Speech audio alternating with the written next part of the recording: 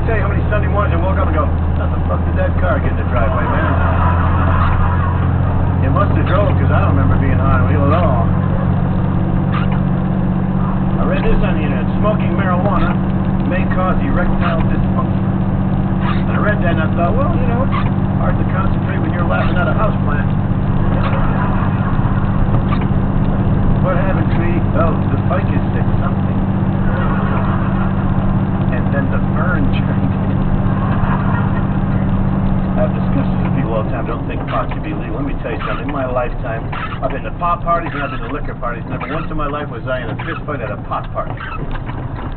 You're at a pot party, somebody goes, hey, that guy just called you an asshole, and you go, that's awesome. I don't even know that guy.